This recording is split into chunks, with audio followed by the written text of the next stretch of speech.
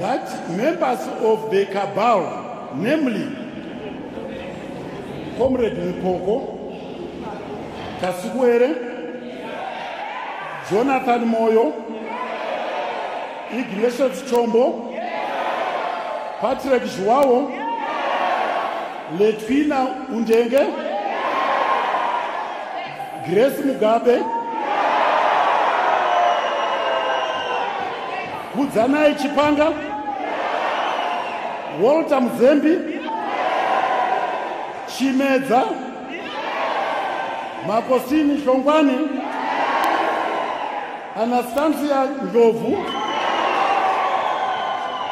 Mandi Chimene, Dr. Samuel Undenge, Salima Woka, Emu Malinga,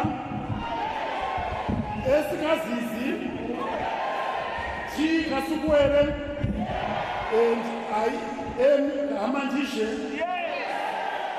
be expelled from the party.